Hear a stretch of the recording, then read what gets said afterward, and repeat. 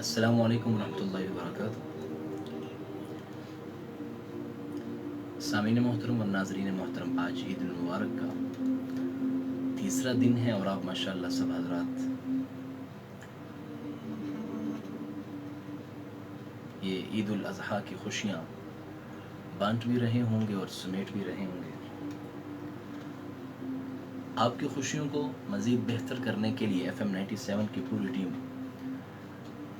عید کے ان 3 دنوں میں میراتھن ریس جو ہے نا، میراتھن ٹرانسمیشن چلتی رہی ہمارے ہاں۔ یہ صرف اس لیے ہے کہ ہم کسی بھی موقع میں اسلامک تہوار ہو، ہم آپ کو تنہا نہیں چھوڑتے اور آپ بھی ہمارے ساتھ محبتیں بانٹتے ہیں۔ مختلف گیسٹ ہوتے ہیں ہمارے ساتھ، مختلف مہمان ہوتے ہیں۔ آج ایسے ہی ایک جید عالم اور بہت بڑے ہمارے محسن ہمارے دوست اپنا جامع تعارف وہ خود انشاءاللہ کروائیں گے۔ ہمارے ساتھ اسٹوڈیو میں موجود ہیں۔ صبح نور کے نام سے آپ اسلامک پروگرام جمعے والا دن ہوتا ہے، آپ اس کو سن رہے ہیں۔ میں ان کو ویلکم بھی کہتا ہوں اور ان کو السلام علیکم ورحمۃ اللہ وبرکاتہ۔ آپ ہمارے ٹائم دیا آپ نے، ہم آپ کو شکر گزار ہیں۔ آپ اپنا تھوڑا تعارف ہمارے بستر کو، سامعین ناظرین کو خود کروا دیں گے، بیسک کہاں سے اور پھر تعلیم کہاں سے حاصل کی اور اب ماشاءاللہ کہاں پہ اپنے فرائض منصبی سر انجام دے رہے ہیں۔ وعلیکم السلام ورحمۃ اللہ وبرکاتہ۔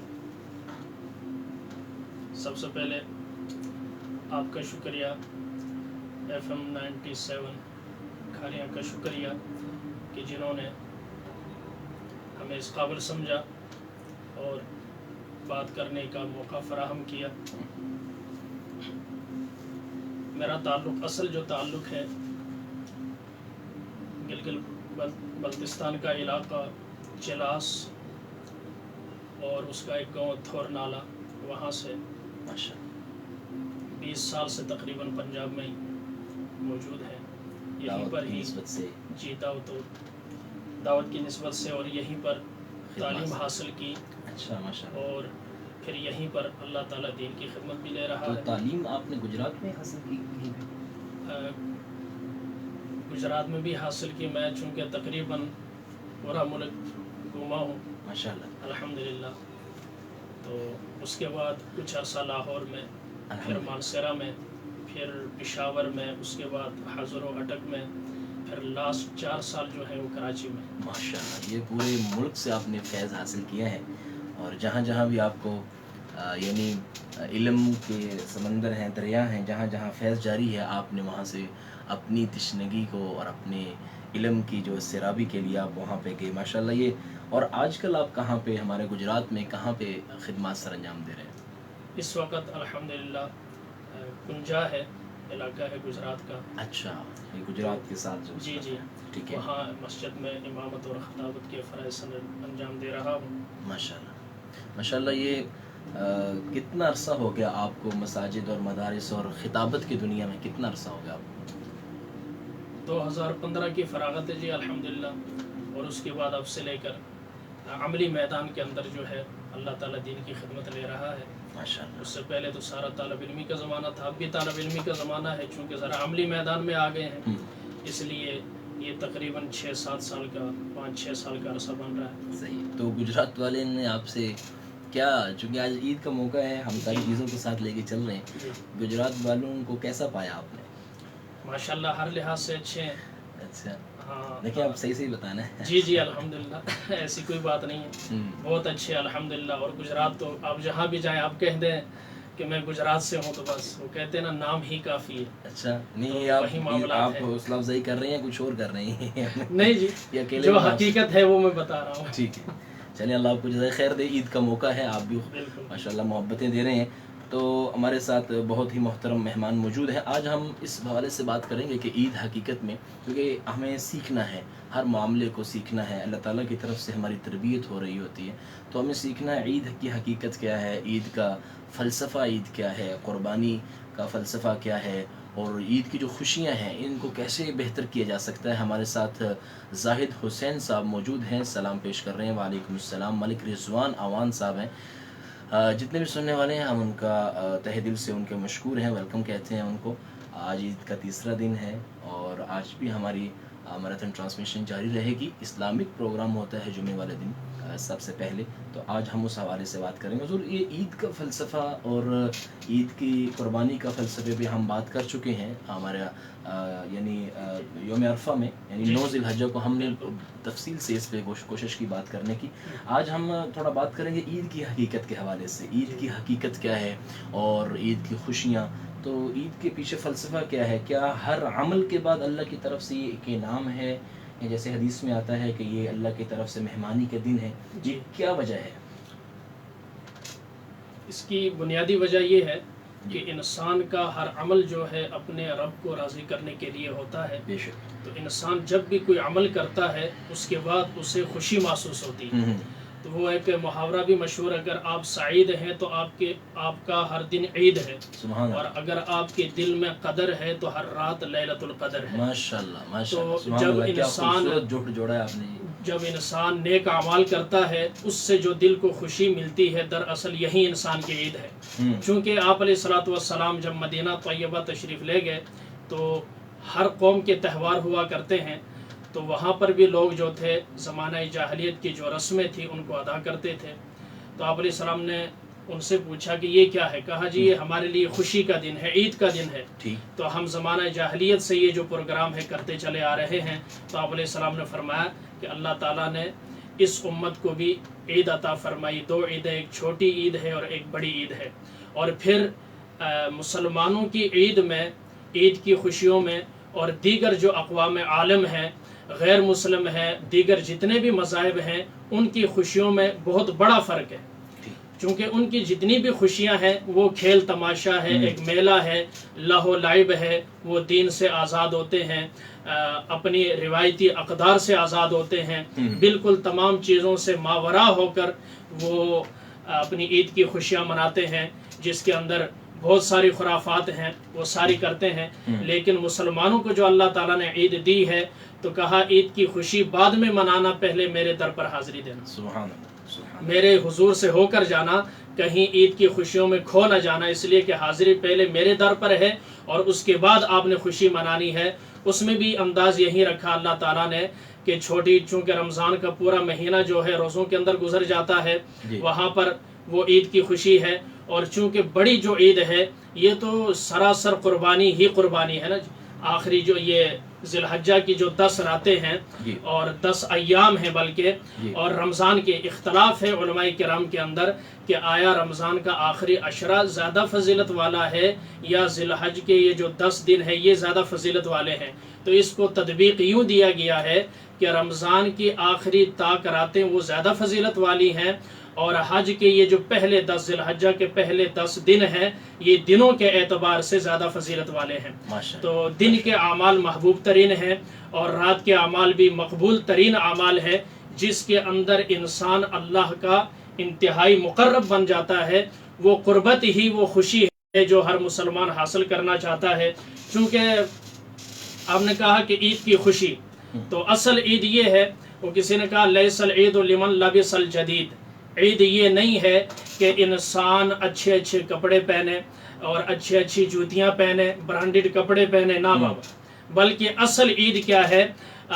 اصل عید جو ہے وہ یہ ہے انما العید لمن خاف بالوعید۔ اصل عید یہ ہے کہ جو اللہ کی وعید سے ڈر گیا ہو، اللہ کے قہر سے، عذاب سے ڈر گیا ہو، اور اپنے آپ کو گناہوں کو بچا کر دین کے دائرے کے اندر رہتے ہوئے جو عید مناتا ہے، دراصل حقیقی عید اس انسان کی عید ہے جو اللہ کو بھی راضی کرے اور خلق خدا کو بھی راضی کرے، کسی کی بھی دل آزاری نہ کرے۔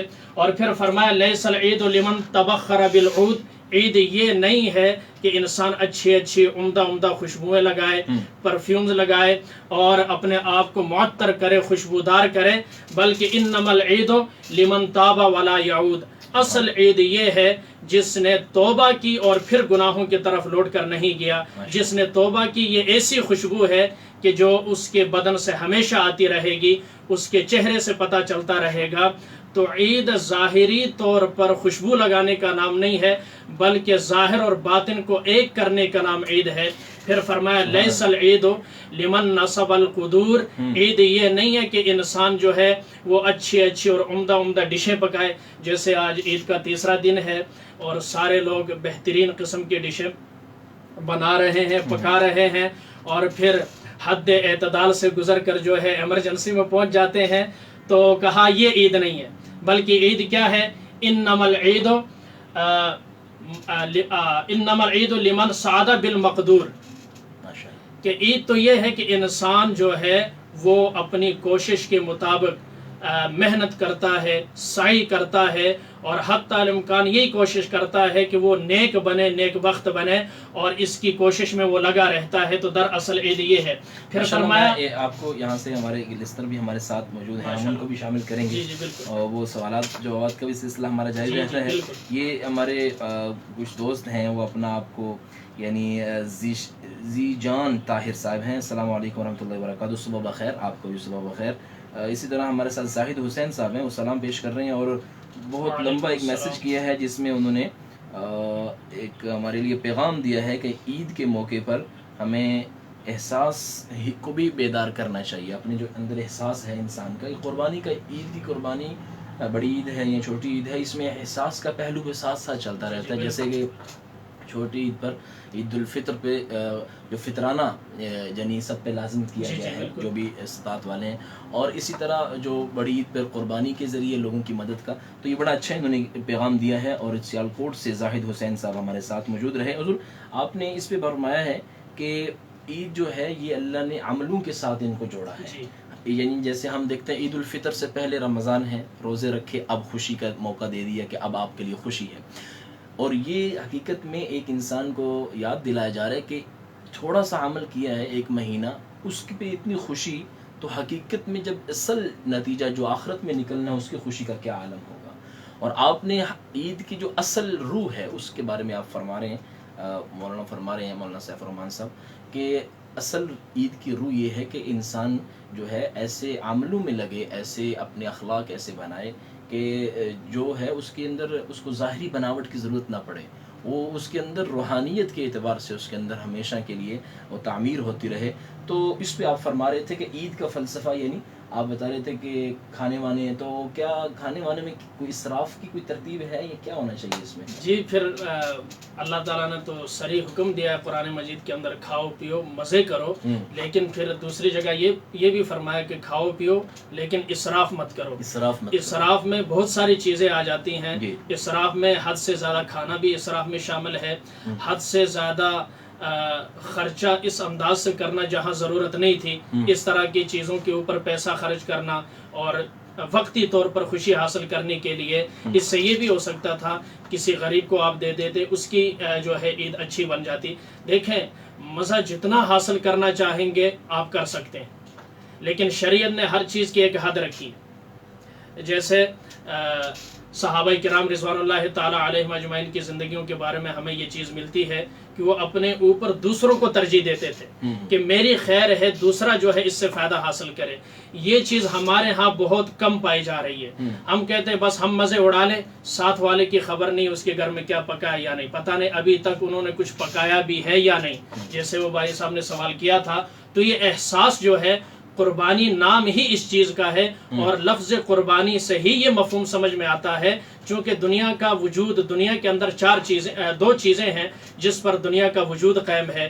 ایک ہے قربانی اور ایثار، قربانی یا ایثار، اور دوسرا ہے استیثار یا خود غرضی. ٹھیک، اگر ماں قربانی نہ دیتی تو بچہ کبھی بھی بڑا نہیں ہو سکتا، اور اگر بچہ خود غرضی نہ دکھاتا تو وہ کبھی بھی، اور خود غرضی کے ذریعے سے ماں کا خون چوس کر اگر وہ بڑا نہ ہوتا اور وہ یہ خود غرضی نہ دکھاتا تو کبھی بھی وہ بچہ بڑا بھی نہیں ہو سکتا تھا اور پل بھی نہیں ہو سکتا تھا. اب ایک چیز اہم جو ہے وہ یہاں پر یہ ہے کہ خود غرضی کے لیے دعوت کی، تبلیغ کی، ٹریننگ کی ضرورت نہیں ہوتی، جبکہ قربانی کے لیے ان چیزوں کی ضرورت ہے.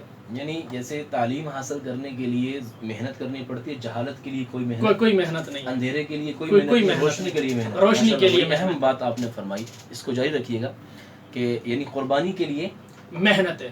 قربانی کے لیے اس کے لیے انسانوں کو تیار کرنا، ذہن سازی کرنا اور اس پر لانے کے لیے ان کے لیے مثالوں کو قائم کرنا، یہ ایک پورا نظام ہے جس نظام کے اندر جب انسان آتا ہے تو خود بخود جو ہے اس کے اندر قربانی کا مادہ پیدا ہوتا ہے، جبکہ خود غرضی کے لیے، جہالت کے لیے اور اسی طرح اس سے متعلق جتنی چیزیں ہیں ان کے لیے محنت کی ضرورت نہیں ہوتی. دیکھو ہم جب فصل ڈالتے ہیں تو فصل کے لیے زمین کو ہموار کرنا پڑتا ہے، ہل چلانا پڑتا ہے، سہاگا پھیرنا پڑتا ہے اور اس کے بعد جو ہے بیج ڈالنے پڑتے ہیں، پانی دینا پڑتا ہے، کھاد وغیرہ. لیکن جڑی بوٹیوں کے لیے کوئی محنت، وہ خود بخود اگاتی ہیں. بے شک بے شک ایسے ہی ہے. پھر اس کو تلف کرنے کے لیے انسان کوشش کرتا ہے تاکہ فصل خراب نہ ہو. سنت کے حوالے سے آپ ہمیں تھوڑا بتائیے گا کہ آپ صلی اللہ علیہ وسلم کا کیا معمول ہوتا تھا، یعنی عام طور پہ صبح کے وقت، کیونکہ ہمارے ہاں عید الفطر میں تو اس کو میٹھی عید کہتے ہیں،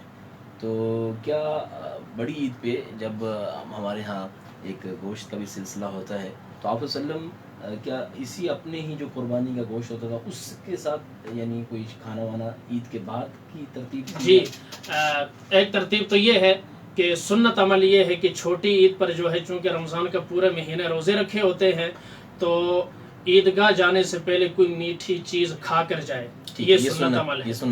جی. اور بڑی عید میں یہ ہے کہ جب عید کی نماز پڑھ لے تب آئے، اور بہتر تو یہ کہ ابتدا اپنے ہی جانور کی جو قربانی کا گوشت ہے اس سے کرے، یہ سنت ہے. چونکہ ایک قربانی کے عمل سے جو اس نے خود کیا ہے، ایک تو پہلی سنت اس نے ادا کر لی کہ کھایا نہیں ابھی تک، یہ تھوڑا دیر جو ہے یہ قربانی دے دے.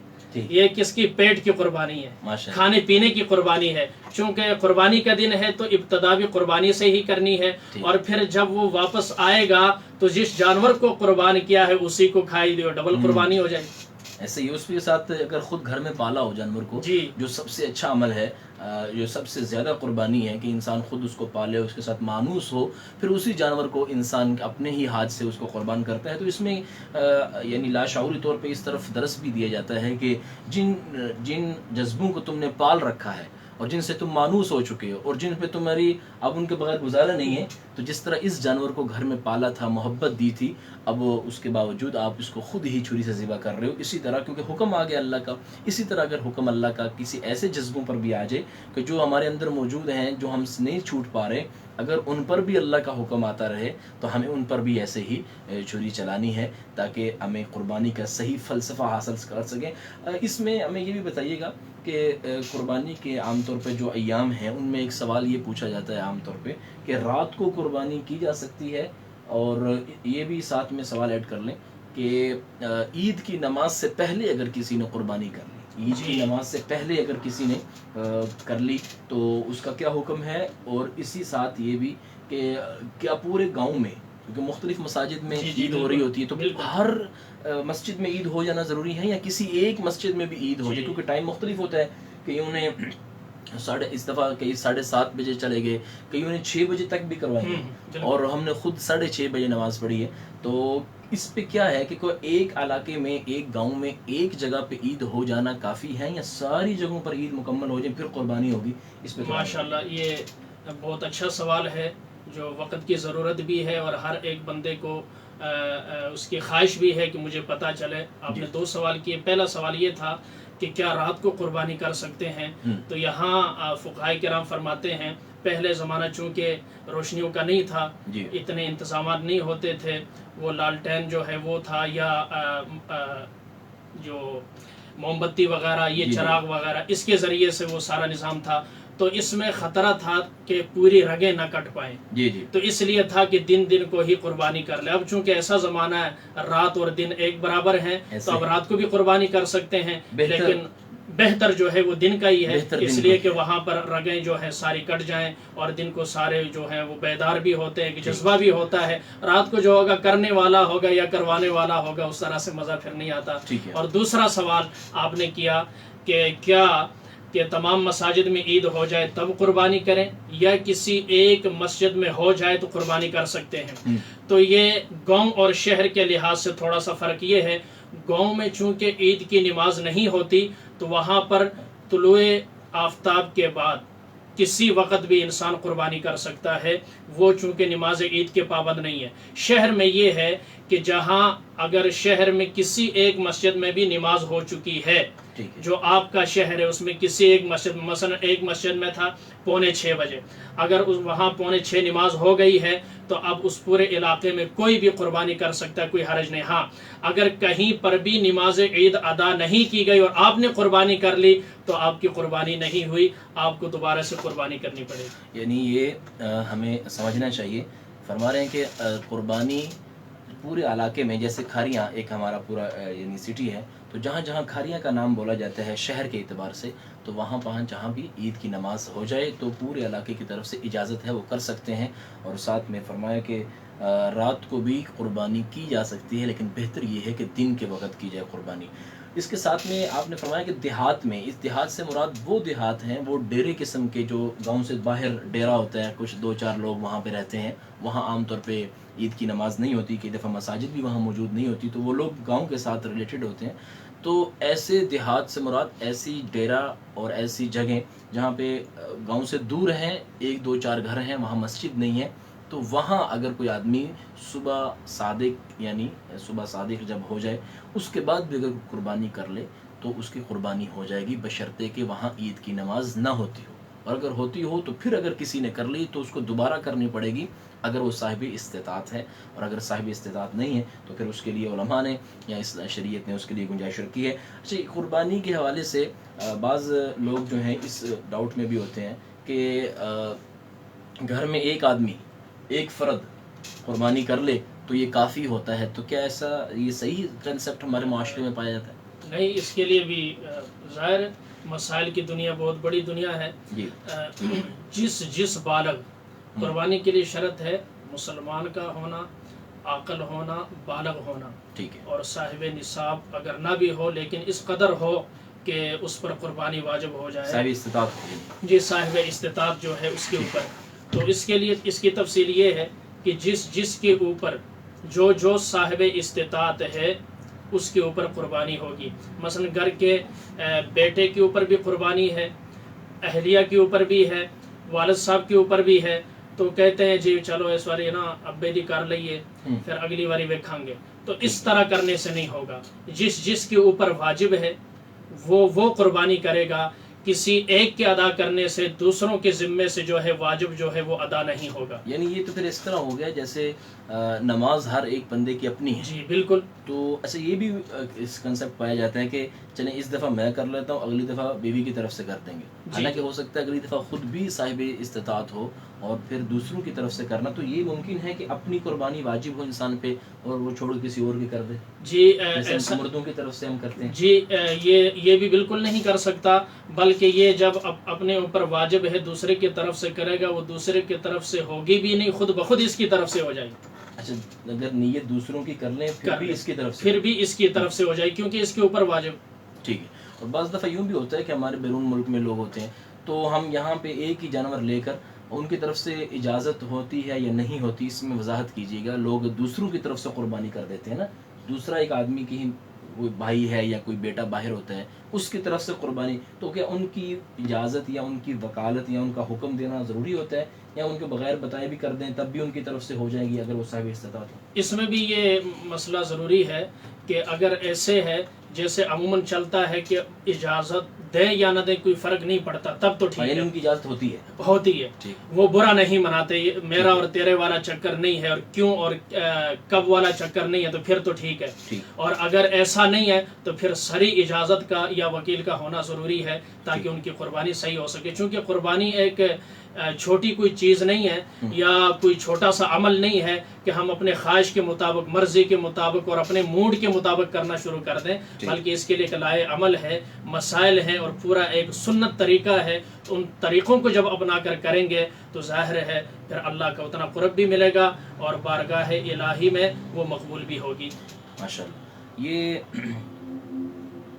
عام طور پہ کہا جاتا ہے کہ یہ جو ماشاءاللہ ہمارا علماء کا طبقہ ہے آئیڈیل ہوتے ہیں ہمارے لیے، لیکن صدقہ خیرات میں ترغیب اتنی زیادہ دے دیتے ہیں کہ شاید خود کو کئی دفعہ بھول جاتے ہیں کہ ہم بھی اس ترغیب میں شامل تھے۔ تو آپ نے کون سی قربانی میں حصہ ڈالا یا کیا آپ کے رہا سلسلہ؟ جی اس دفعہ میں تو قربانی نہیں کر سکا، اچھا کچھ وجوہات کی وجہ سے، اور میرے اوپر واجب بھی نہیں تھی، حالات کچھ ایسے تھے، کیونکہ یہ بھی ہمارا معاشرے کا المیہ ہے۔ میں کھل کر یہ بات کرنا چاہتا ہوں جتنے بھی سامعین سننے والے ہیں کہ سامعین یا مقتدین سب ہیں اس میں، ظاہر ہے وہ مقتدین بھی سامعین ہی ہے۔ وہ یہ ہے کہ اپنے جو متعلقہ علماء کرام ہیں ان کا اتنا خیال رکھا جائے کہ وہ با اعتماد ہوں، خود مختار ہوں، وہ کسی کے محتاج نہ ہوں۔ جب آپ دین والوں کو عزت دیں گے تو اللہ تعالیٰ آپ کو عزت دے گا۔ آج سب سے بڑی کمی یہ ہے کہ ہم جانور کے اوپر زیبائش و آرائش اور اس کی بناؤ سنگار کے اوپر ہزاروں لگا دیتے ہیں، لیکن جب علماء کرام کو عیدی دینے کی باری آتی ہے اس کو اتنی عیدی بھی نہیں دیتے جتنے اپنے چھوٹے بیٹے کو دیتے ہیں۔ تو یہ المیہ ہے، بہرحال اس کا خیال رکھنا چاہیے، چونکہ کہتے ہیں نا تالی دونوں ہاتھ سے بجتی ہے۔ معاشرہ جب بھی چلتا ہے تو قربانی سے چلتا ہے۔ بے شک ہم اپنی وکالت یا کسی کی وکالت نہیں کر رہے، لیکن اسلام عزت پائے گا تو ہم عزت پائیں گے۔ اور اسلام کی عزت کب پاتا ہے؟ جب اسلام والوں کی عزت ہوتی ہے، یعنی اسلام کے جو ماننے والے ہیں یا ان کو فالوور ہیں یا ان کے جو رہنما ہیں، اگر ان کی عزت ہو۔ ہمارے ہاں ناچنے گانے والوں کے لیے آدھے گھنٹے کا لاکھ روپیہ جو ہے نا ان کو پے کیا جاتا ہے، ان کی فیس دی جاتی ہے، اس سے بھی زیادہ۔ اور جو علماء کرام ہیں ان کو پورے منتھ کا جو ہے نا وہ بیچارے اتنا نہیں کر پاتے کہ جو ہے اس میں ان کا آج کل جیسے کہ حالات ہیں وہ اپنے آپ کو سروائیو کر سکیں۔ تو اس میں ہمیں تھوڑا سا جتنے بھی منتظمین اگر کوئی سن رہا ہے یا کوئی محتممین ہے یا اسی طرح کوئی مسجد کے جو متولی حضرات ہوتے ہیں، تو ہمیں اللہ نے اگر ہمیں یہ ولایت بخشی ہے یا اللہ تعالیٰ کی طرف سے ہمیں یہ اعزاز دیا گیا ہے، تو اس اعزاز کو اعزاز بھی سمجھے اور آزمائش بھی سمجھے کہ اپنے اس کا صحیح اس سے عہدے سے سبکدوش ہونے کا یا فرض منصبی ادا کرنے کا مطلب یہ ہے کہ ہم اپنے ماتحتوں کا، یعنی جتنے بھی مسجد کے معاملات ہیں ان میں سب سے زیادہ ضرورت ایک جو ہمارے امام ہوتے ہیں ان کی ہوتی ہے کہ ان کا ہم خیال رکھا جائے۔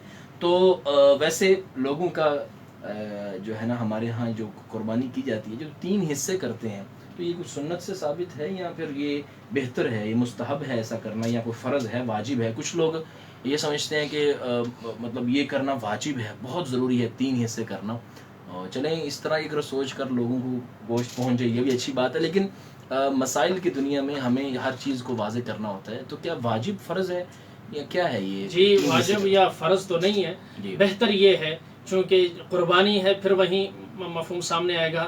قربانی کا فلسفہ بھی یہی ہے، معنی بھی یہی ہے کہ اپنے اوپر دوسروں کو ترجیح دینا، ٹھیک ہے؟ تو اس میں وہ 3 حصے کر لیے، اس لیے ہے تاکہ تھوڑا تقسیم میں آسانی ہو، چونکہ اور یہی تقسیم بہترین تقسیم ہے۔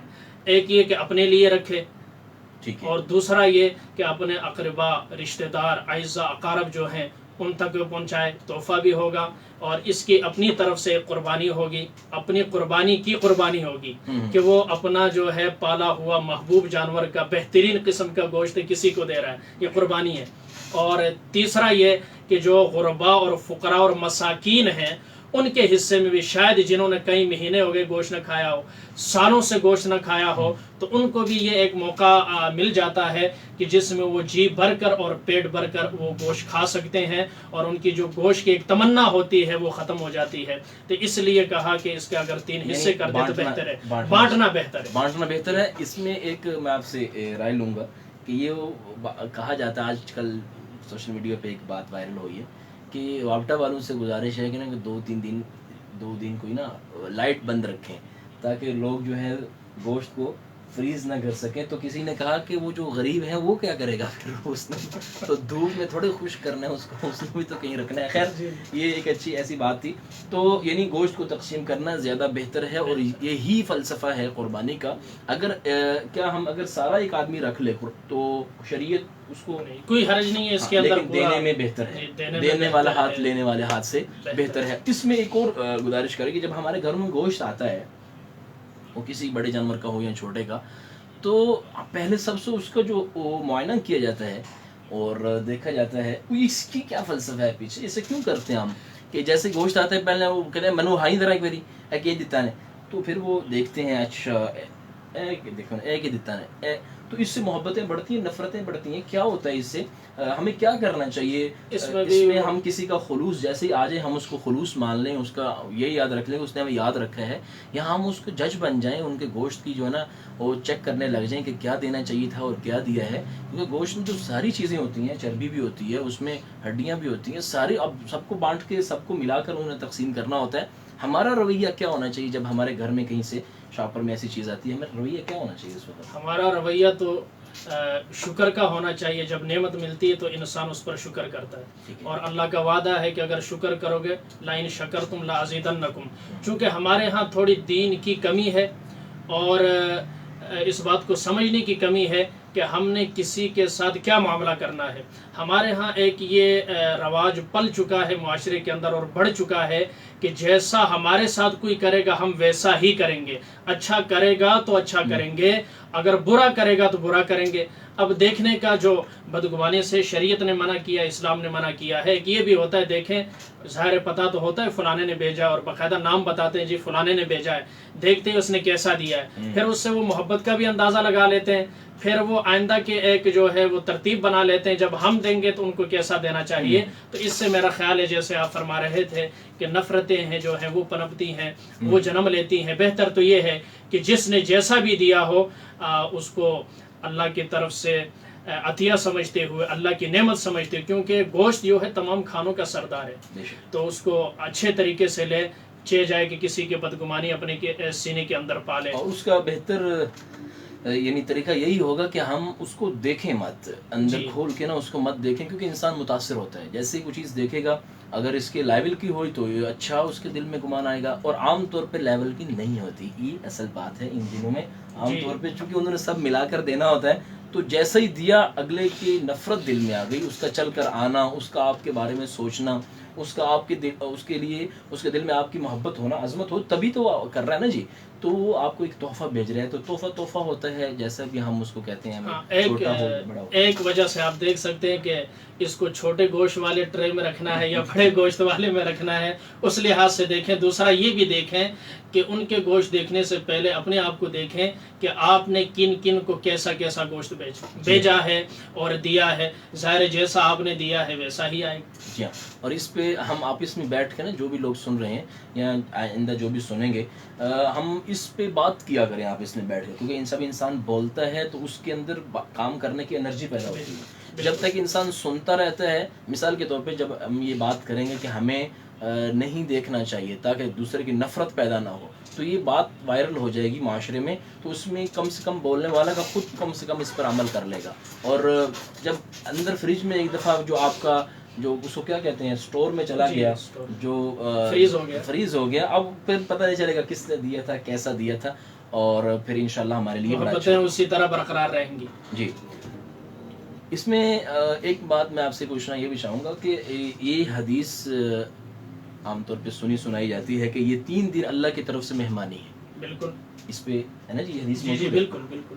تو یہی وجہ ہے شاید اس میں روزہ رکھنے کی ممانت ہے. تو اس میں کیا آپ اس کو کس نظر سے دیکھتے ہیں کہ اللہ کے ہاں تو پھر سب سے اعلیٰ جو کھانوں میں ہے وہ پھر گوشت ہی ہوگا, کیونکہ جب مہمان نوازی کر رہے ہیں تو پھر 3 دن منڈی میں بھی ہم کو سبزی نظر نہیں آتی. تو بالکل یہ دیکھیں نا, مسلمان کا ہر عمل, میں نے کہا کہ آپ نے تھوڑی سی قربانی دی ہے, تھوڑا سا اپنا جذبہ ایثار کو پیش کیا ہے, اور خواہشات کی قربانی کی ہے, اور نفس کی جو ہے وہ جو خواہشات تھیں ان پر چھری پھیری ہے. تو اللہ تعالیٰ نے اتنا بڑا جو ہے وہ آپ کو انعام دیا کہ اللہ میزبان ہے, اور اللہ کہہ رہا ہے کہ زمانے کا ولی بھی اور حتیٰ کہ زمانے کا نبی بھی اگر روزہ رکھے گا تو میں اللہ قبول نہیں کروں گا. بے شک, اس کی وجہ یہ کہ میں میزبان ہوں اور اللہ کی طرف سے مہمان نوازی. پھر اس میں تو کیا جنت میں سبزیاں ہوں گی پھر یا نہیں ہوں گی؟ کیونکہ یہاں تو سبزیاں بین ہو گئی, ان دنوں میں ملتی نہیں. آپ جائیں نا کسی دکان پر تو سبزی نہیں ملے گی آپ کو, اور ویسے بھی لوگ عام طور پہ ان دنوں میں کھاتے بھی نہیں ہیں. تو جب دنیا کا یہ حال ہے اللہ کی مہمان نوازی کرنے کا, دالیں بند, سبزیاں بند, اور پتہ نہیں کیا کیا بند, تو صرف گوشت نظر آ رہا ہے, چھوٹا ہے, بڑا ہے, اور سب سے چھوٹا بھی بند, وہ بھی نظر نہیں آ رہا. ٹھیک ہے, تو ماشاءاللہ, تو کیا جنت میں پھر کیسے اس کو دیکھتے ہیں؟ جنت ایک ایسی چیز ہے جس چیز کی خواہش کرو گے, تمنا کرو گے. اب ایک اور بات نکتے کی میں بتانے لگا ہوں کہ جنت ایک ایسی چیز ہے. دیکھو دنیا کی ٹیکنالوجی اتنی فاسٹ ہو گئی, فنگر پرنٹس ٹھیک ہے، دنیا گلوبل ولیج بن چکی ہے، ایسے ہاتھوں تک آپ ٹچ کریں، اب یہاں تک سینسر آ گئے، ٹھیک ہے. تو یہ میرا خیال اب تک کی ٹیکنالوجی کی فاسٹ ترین ٹیکنالوجی ہے وہ یہ ہے کہ سینسر، کہ وہ محسوس کر لیتا ہے دور سے ہی. لیکن جنت کی ٹیکنالوجی اتنی فاسٹ ہے کہ آپ خیال لائیں گے، وہ خیالات جو ہیں وہ حقیقت بن جائیں گے، اور وہ آپ کے جو ہے پائے تکمیل تک پہنچ جائیں گے. آپ کے جو خواب ہیں اور خیال جو ہیں، تو وہاں پر تو ان چیزوں کی ایک تو یہ کہ دنیا کی اس طرح کی تمنائیں جو ہیں وہاں جنت میں داخل ہونے سے پہلے وہ ساری ختم کر دی جائیں گی. اس طرح کی دنیاوی غلط تمنائیں جو ہیں اور بغض، کینہ، حسد جو ہے، اور پھر کھانے پینے کی جو ہے، تو پھر وہاں جنت ہے، ظاہر ہے وہ انہی کو ملے گی جنہوں نے یہاں پر کچھ کیا ہوگا، اپنے آپ کو بچایا ہوگا. پھر وہاں یہاں روک ہے، وہاں روک نہیں ہے. جو یہاں اپنے آپ کو روکے گا، اللہ وہاں جو مرضی جو انسان جو کرنا چاہے وہاں اللہ روکے گا نہیں. جنت اسی کا نام ہے کہ وہاں رکاوٹ کوئی نہیں ہے، ممانعت کسی چیز کی نہیں ہے. اللہ ہم سب کو نصیب فرمائے. اسی کو قرآن پاک میں اسی کو یوں فرمایا وَلَكُمْ فِيهَا مَا تَشْتَهِي أَنفُسُكُمْ. وہاں وہ ہوگا جو تمہارے نفس چاہیں گے، جو تمہارا دل چاہے گا. یعنی بعض علماء فرماتے ہیں کہ جنت نام ہے چھوٹی خدائی کا. یعنی خدا کا امر یہ ہے کہ کن فیکون، اذا اراد شیئا ان یقول له کن. جب اللہ کسی امر کو چاہتا ہے ہونے کو تو اللہ کا یعنی فیصلہ ہوتا ہے اللہ کی طرف سے کن کا، اور وہ عمل ہو جاتا ہے، وہ کام ہو جاتا ہے. جنت میں جانے کے بعد جنتی کو یہ صفت جو ہے نا وہ ایک پیمانے تک اللہ دیں گے کہ وہ جو چاہے گا وہ ہو جائے گا، جیسا چاہے گا ہو جائے گا. تو یہ اللہ تعالیٰ کی طرف سے ایک چھوٹی خدائی جس کو آپ کہتے ہیں نا جو چاہیں وہ ہو جائے. تو یہ تو اللہ کا فیصلہ، یہ اللہ کی صفت ہے. تو یہ اللہ جیسے اللہ کی بقا کی صفت اللہ کی ہے، تو اللہ تعالیٰ جنتی کو یہ صفت بھی جو ہے نا ایک درجے تک اللہ اس کو عطا فرمائیں گے. تو ہم بات کر رہے تھے عید کے حوالے سے. ہمارے ساتھ موجود ہیں مولانا سیف الرحمان صاحب، جو ہمارے ہمارے گجرات کے ساتھ وہاں پہ خطیب بھی ہیں، اور دعوت و تبلیغ کی نسبت سے بھی، اور جتنے بھی تحریکی معاملات ہیں، اور ماشاءاللہ ان کے خطیب جو ہے نا بیانات بھی ہم سنتے رہتے ہیں. یوٹیوب پہ بھی ان کا چینل ہے، اس پر بھی ان کے درس قرآن بڑی ترتیب کے ساتھ چل رہا ہے، اور ہمارے اس علاقے کے لیے بہت بڑی یہ سرمایہ ہے. حضور عید کے حوالے سے یہ ایک جو چیز پائی جاتی ہے کہ ایام تشریق بھی ساتھ ساتھ چلتے رہتے ہیں نا جی ایام تشریق بھی. اور تو بعض حضرات کے ہاں یہ کہا جاتا ہے کہ ایام تشریق کل 13 تک ہوتے ہیں جی، 13 تاریخ کی عصر تک جی. تو یہ 10 11 12 9 سے لے 5 دن ہوتے ہیں. تو وہ کہتے ہیں کہ ایام تشریق یعنی چوتھا دن، جو عید کا چوتھا دن ہے، اس میں بھی قربانی کی جا سکتی ہے. تو کیا یہ ممکن ہے ایسا ہی؟ سنت سے اور سلف صالحین سے اب تک جو مسلسل عمل ہے وہ یہی ہے کہ قربانی کے 3 دن ہیں. یعنی ایک عید کا اور 2 بعد کے عید کے بعد 2 دن، یہ 3 دن ہیں. اور اس کے بعد قربانی اگر کوئی یہاں تک کہ اگر تیسرے دن کے غروب آفتاب کے بعد بھی کرے گا تو قربانی نہیں ہوگی. تیسرے دن کے ایام معدودہ، اس میں معلومات کہا یا فی ایام معلومات، یعنی کچھ ایسے ایام ہیں جو متعین شدہ ہیں، ان میں آپ نے قربانی کرنی ہے.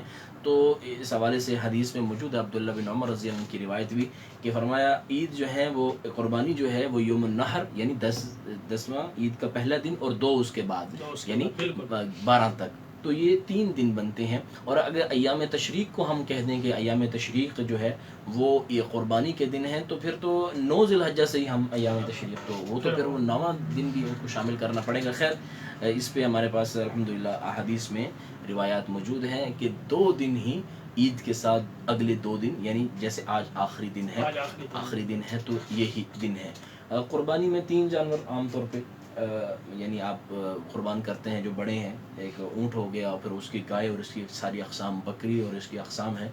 تو یعنی یہی 3 ہیں، اس سے نیچے تو کوئی جانور نہیں ہے جی، اس سے نیچے کوئی جانور نہیں. وہ جو حدیث میں آتا ہے کہ جو آدمی جمعے والے دن سب سے پہلے مسجد میں داخل ہوا اس کو اونٹ جو ہے نا، اس کے بعد جو اس کے دوسرے نمبر پہ داخل ہوا اس کے لیے گائے کا، اور پھر اس کے لیے بکری کا، اس سے جو پھر مرغی کا، اور پھر انڈے کا.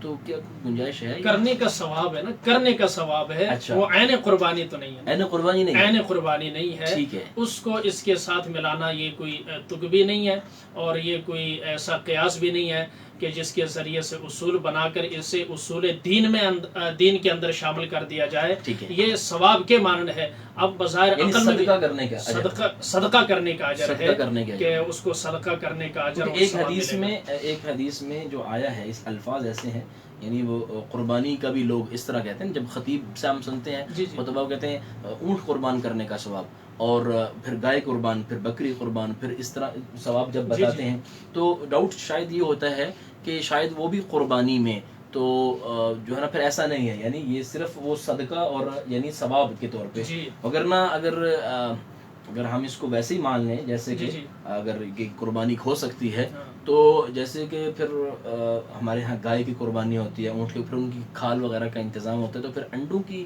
جو اگر قربانی ہوئی تو پھر اس کی کھال کا کیا کریں؟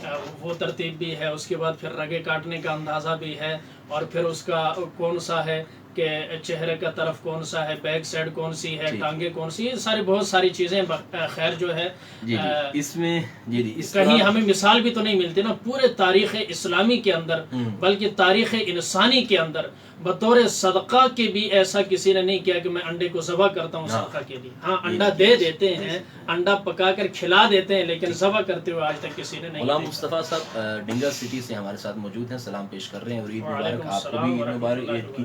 اچھا یہ جو ہم عید کے کہتے ہیں عید مبارک، تو عید مبارک کی کوئی لفظ جو ہے یہ صرف ہندوستان پاک ہند میں ہے یا باہر ملکوں میں بھی ایسا ہے، یا کہ اسلامی شریعت میں جب عید ملتے تھے یا عید کے دن کیسے کسی کو تہنیہ یا اس کو جو ہے نا خوشی، عید کی خوشیاں مبارک یہ لفظ ٹھیک ہے یا عید مبارک لفظ ٹھیک ہے؟ یہ کون سا؟ دیکھیں اب یہ اتنا عام استعمال ہو چکا ہے، عوام کے اندر اتنا یہ جملہ مقبول ہو چکا ہے، اس سے مبارک سے مراد خوشیاں ہی لیتے ہیں، خوشیاں ہوتی ہیں، ٹھیک ہے۔ اب ایک اس کا طریقہ یہ ہے کہ آپ اس کو ضروری سمجھیں اور نہ کرنے والے کو برا سمجھیں، تو یہ غیر شرعی کام ہے۔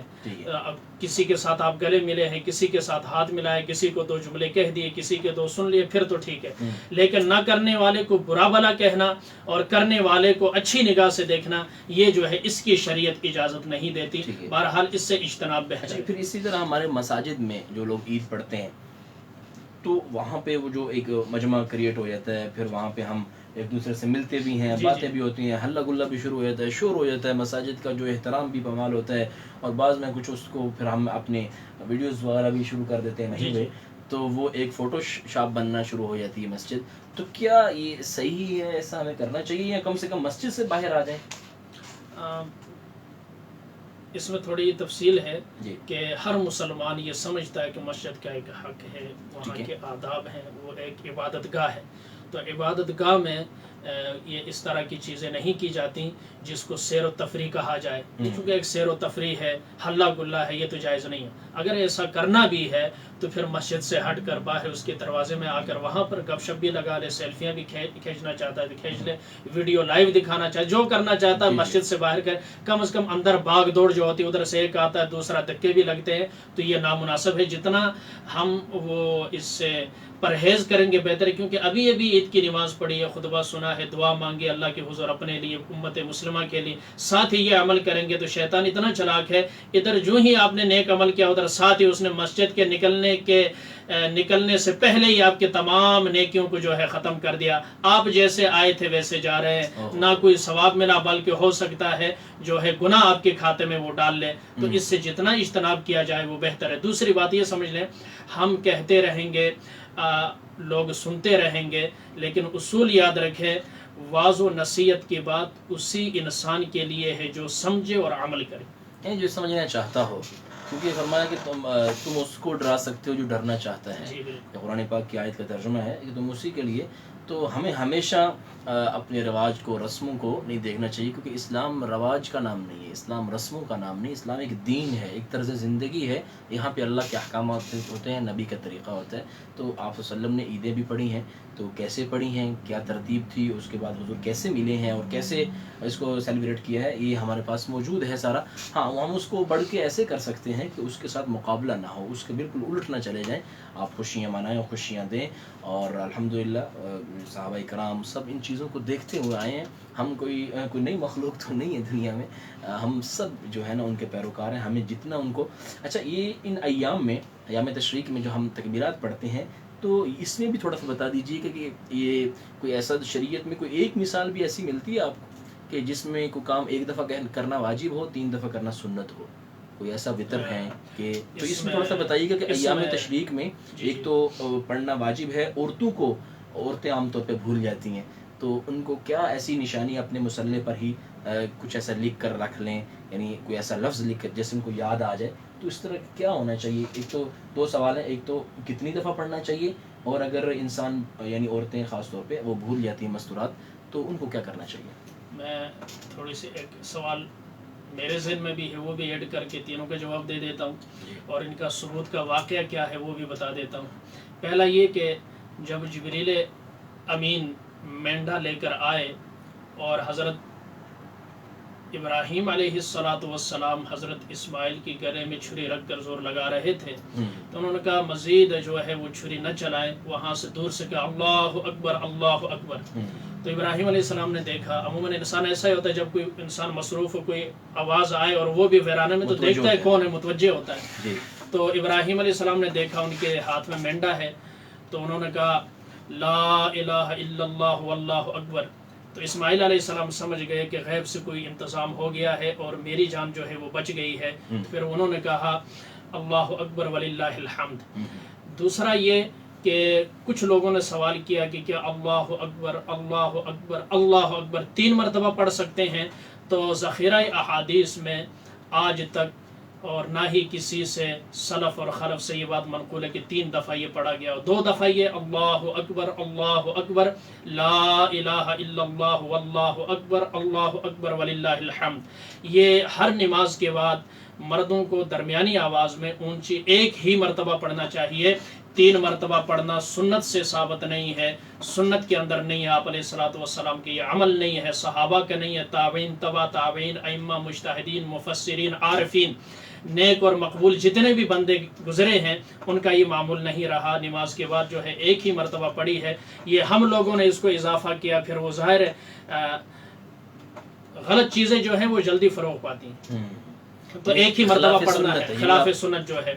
اور دوسرا جو ہے عورتیں جو ہے وہ آہستہ آواز میں کہیں، اس کا بہترین طریقہ یہ ہے کہ سامنے جو ہے وہ لکھ دیں، جہاں آپ نماز جو مستورات ادا کرتی ہیں وہاں پر لکھ کر لگا دیں کہ فلانے دن تک ہر نماز کے بعد آہستہ آواز میں پڑھنا ہے، تو جو ہی سلام پھیریں گے سامنے نگاہ پڑے گی تو یاد آ جائے گی۔ اس کا بہترین طریقہ یہ۔ کب تک اس کا وقت ہے؟ اپنی جگہ سے اٹھنے تک یا پھر جب یاد آئے پڑھ لیں؟ یہ بڑا اچھا آپ نے سوال کیا۔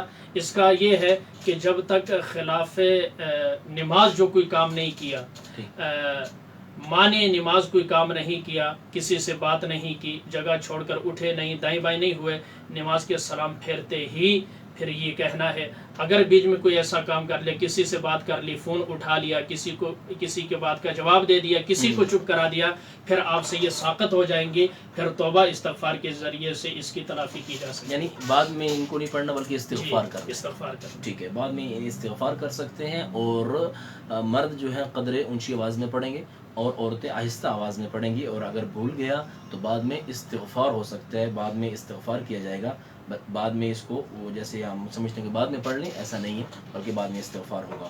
اس کے ساتھ ہمیں تھوڑا سا یہ بھی آپ بتائیے گا کہ کیا کوئی شریعت میں ایسی مثال ملتی ہے کہ یعنی ایک عمل ایک دفعہ کرنا واجب ہو، 3 دفعہ کرنا سنت ہو، ایسا ہوتا ہے؟ نہیں، ایسا بھی کوئی نہیں ہے، جو چیزیں متعین ہے۔ متعین ہے، ٹھیک ہے، یعنی فرض اور واجب ایسی چیز ہے کہ یہ متعین ہے، اس میں کمی بیشی، ہاں سنت ہو مستحب ہو، جیسے مثال کے طور پر رکوع میں ہم جب جاتے ہیں تو ہم تسبیحات پڑھتے ہیں، تو اس کو تو ہم زیادہ پڑھ سکتے ہیں، وہ واجب تو نہیں ہے نا جی، لیکن مطلب واجبات جو چیزیں ہیں، فرض جو چیزیں ہیں، سنت مؤکدہ جو ہوتی ہیں، ان کی جو ہے نا بڑی اپنی لائن ہے ایک پوری، اسی پہ چلنا ہے۔ شریعت کی متعین کی ہوئی چیزوں کو ہم اپنی طرف سے متعین نہیں کر سکتے، اضافہ کر کے یا کمی کر کے، اور یہ بھی شریعت کا حسن ہے کہ کچھ چیزیں متعین کر دیں، کچھ لوگوں پہ بھی چھوڑ دیں۔ مثال کے طور پہ یہ جو ابھی رکوع کے اندر تسبیحات پڑھنی ہیں، سجدے کے اندر تسبیحات جتنی طاق عدد میں پڑھیں، جتنی مرضی پڑھیں، جتنا لمبا رکوع کر لیں، جتنا، جیسے آپ علیہ السلام کے بارے میں آتا ہے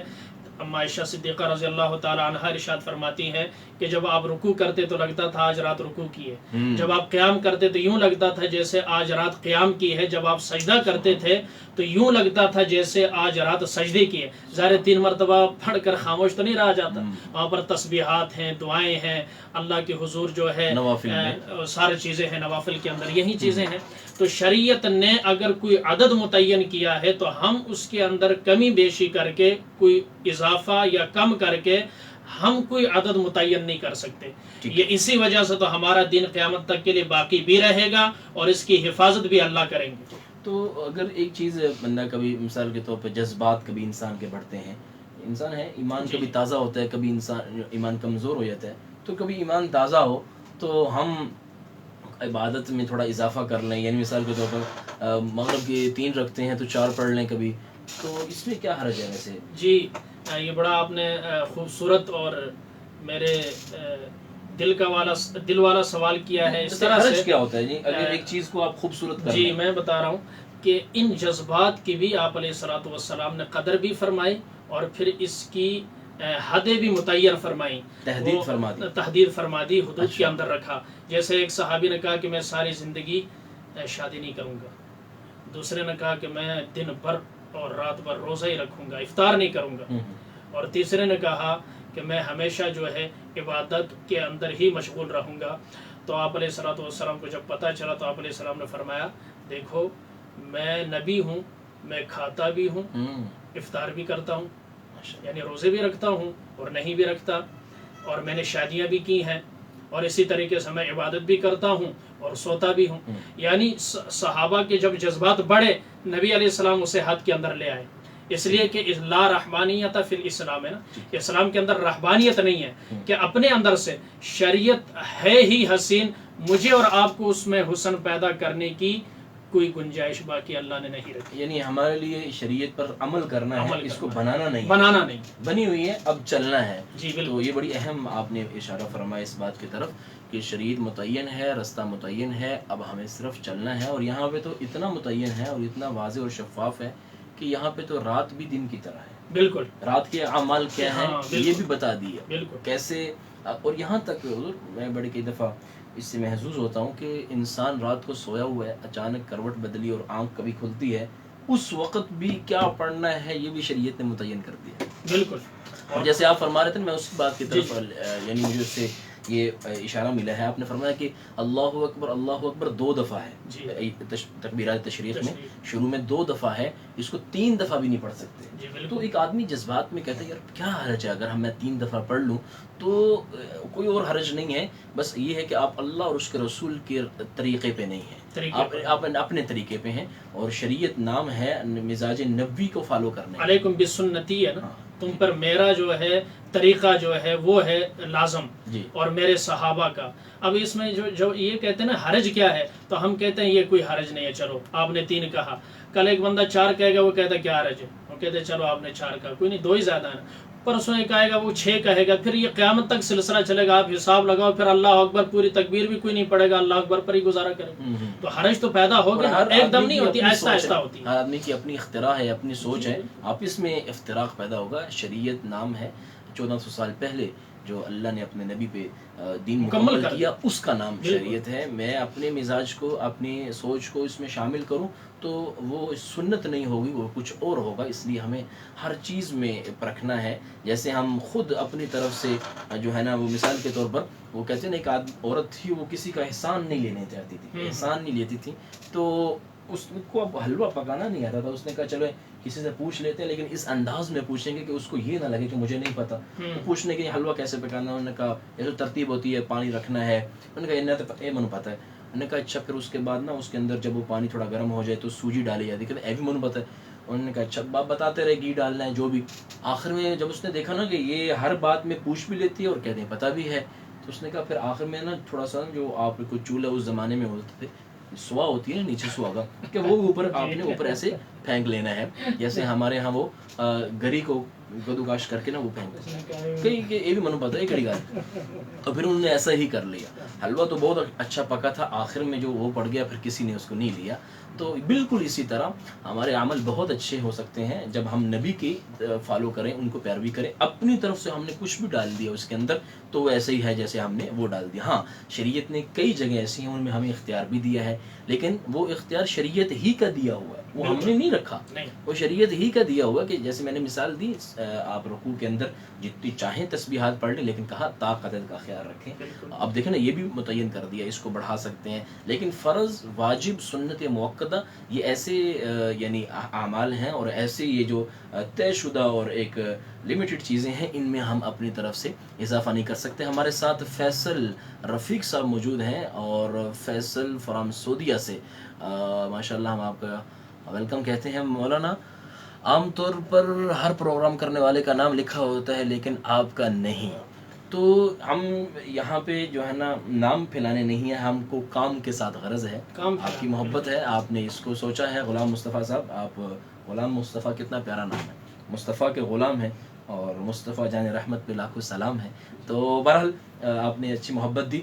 हुज़ूर, हम आपको बिल्कुल आखिरी वक्त है, हमारे पास 2-4 मिनट रह गए हैं, क्या पैगाम देना चाहेंगे आप हमारे सुनने वालों को, देखने वालों को? ऐसा लगा बंदा एक पैगाम दें कि हमारे लिए उसमें कोई राह अमल हो, ख़ास तौर पे कुर्बानी से, ईद से रिलेटेड, ताकि हम उस पर चल सकें। जी, बेहतर